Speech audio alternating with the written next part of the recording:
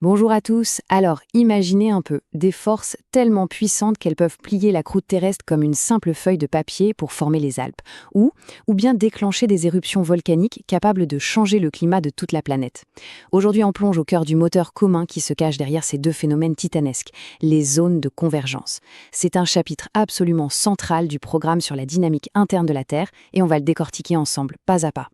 Regardez-moi ça. D'un côté, on a le travail lent, patient, mais colossal de la nature, qui a mis des millions d'années à plisser la Terre pour élever les Alpes. Et de l'autre, sa fureur, instantanée, presque apocalyptique. Des volcans si violents qu'ils peuvent littéralement plonger le monde dans le noir. Du lent et silencieux contre du brutal et assourdissant. Alors la question c'est, comment ces deux extrêmes peuvent-ils être liés? C'est ce qu'on va découvrir. Voilà la question qui va être notre fil rouge. Et pour y répondre, on ne va pas juste apprendre une leçon, non. On va mener une véritable enquête comme des géologues, en rassemblant les indices que la Terre nous a laissés. Alors prépare-toi, l'investigation commence maintenant. Première étape de notre enquête, la scène de crime. Pour comprendre un processus aussi énorme, impossible de l'observer en direct bien sûr. Du coup, les géologues, ils agissent un peu comme des détectives. Ils cherchent des indices, des marqueurs laissés dans les roches et les paysages. Allez, on part chercher nos premières preuves. Notre tout premier indice, il est visible depuis l'espace. Regarde bien cette carte. On voit de longues et très profondes fosses sous-marines, comme la fosse des Mariannes, la plus profonde du monde. Et ce qui est fou, c'est qu'elles sont presque toujours bordées par un chapelet d'îles volcaniques.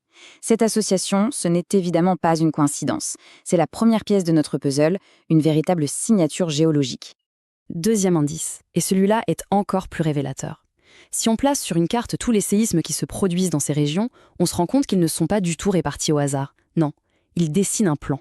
Un plan parfaitement incliné qui plonge depuis la fosse, passe juste en dessous des volcans et s'enfonce à des centaines de kilomètres dans le manteau. C'est un peu comme si la Terre nous montrait une cicatrice en profondeur. La preuve irréfutable que quelque chose est en train de s'enfoncer. Et voilà, en assemblant ces deux indices, la fosse et les volcans en surface, et le plan des séismes en profondeur, les scientifiques ont compris. Ils ont donné un nom à ce processus, la subduction. C'est donc ce phénomène où une plaque océanique entière plonge dans le manteau.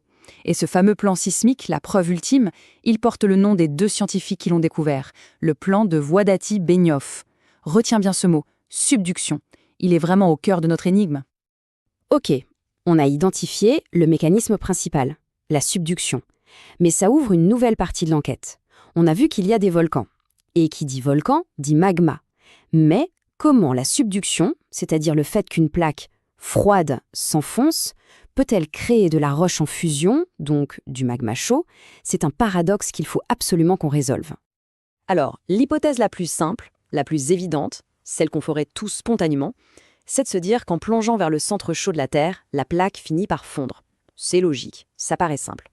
Mais en science, une bonne idée, ça ne suffit pas. Il faut la confronter aux données. Alors, testons cette hypothèse. Et là, c'est la grosse surprise. Les données nous montrent que notre hypothèse est fausse. Regarde ce graphique. La courbe noire, qu'on appelle le solidus, c'est la température à laquelle la roche commence à fondre. La courbe bleue, c'est la température réelle de la plaque qui plonge. Et on voit très bien que la plaque reste toujours bien en dessous de son point de fusion. En fait, elle est beaucoup trop froide pour fondre. Le mystère s'épaissit. Alors, c'est quoi le secret? Eh bien, voici la vraie recette du magma, en 5 étapes. Tout commence au fond de l'océan. La plaque océanique, en vieillissant, se fracture et se gorge d'eau, un peu comme une éponge. Ensuite, quand elle plonge, la pression et la température augmentent énormément. Les minéraux qui contiennent cette eau ne supportent plus ces conditions extrêmes et ils transpirent en quelque sorte, ils libèrent l'eau qu'ils avaient piégée. Et c'est là que la magie opère. Cette eau s'échappe vers le haut et s'infiltre dans le manteau juste au-dessus. Et pour le manteau, l'eau, c'est comme le sel sur la glace, ça abaisse sa température de fusion.